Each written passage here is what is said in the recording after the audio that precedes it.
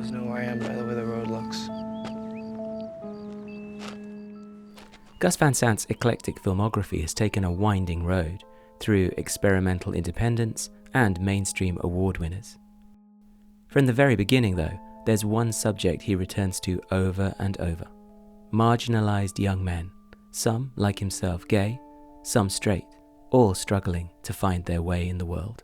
From junkies and dropouts to high schoolers and undercover geniuses, these outsiders are figuratively, sometimes even literally, lost in America. And perhaps the most resonant of all his Lost Boys is Mike Waters in 1991's My Own Private Idaho. Mike, a narcoleptic prone to sudden sleeping fits, is a homeless hustler. His buddy Scott is merely playing the part, an errant mayor's son dabbling in misadventures with roguish mentor Bob Pigeon, until he returns to his rightful, chosen place in society. Though Mike and Scott follow similar paths for a while, they are destined to go very separate ways. Reflective of Van Sant's art school and low-budget film background, his third feature is a proud mongrel. Its origins were 2 separate screenplays and a short story. What's happening? The title is from a B-52 song. Living in your own private Idaho. Underground like a wild potato. There are clear allusions to American underground cinema and counterculture New Hollywood. The Scott and Bob, Hal and Falstaff subplot is taken from Shakespeare's Henry IV, complete with modified Elizabethan verse. We have heard the chimes. We have heard the chimes at midnight. That we have. There are cinema verite-like inserts with non-actors recounting real tales of street life. I never did another one until a year later. Been on this road before. It's also, given Mike's itinerant lifestyle, a road movie, but it's a revisionist one. There's no planned journey towards a redemptive destination here. Like Mike, the film fits and starts, circling detours and dead ends. Mike's doomed search for love and family reunion is the film's dominant, most affecting story. Don't worry. From the outset, Van Sant puts the audience in his point of view.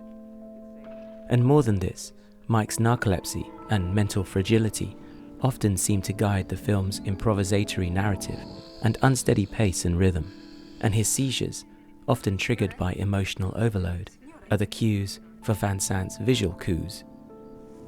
Time-lapse film, Super 8 footage, surreal flashes of associative imagery. These are styles Van Sant had used before, and would use again, but here they feel most integrated into his character's psychological state. Time speeding by without warning. A nostalgic, perhaps self-deceptive view of the past.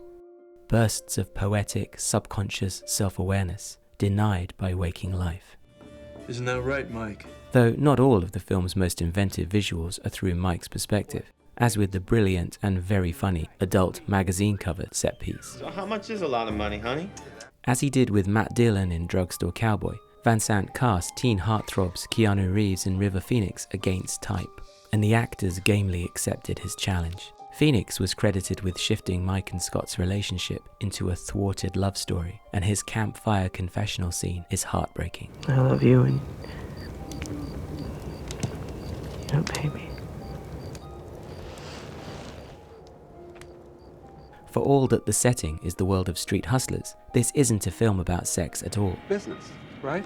Which perhaps accounts for the performative, clinical, maybe even cynical style of the sex scenes, even Scott's with his supposed lover, Carmela. We're dead. Ultimately, Van Sant contrasts the raw honesty of his genuinely lost boys with the convenient hypocrisy of those only faking it.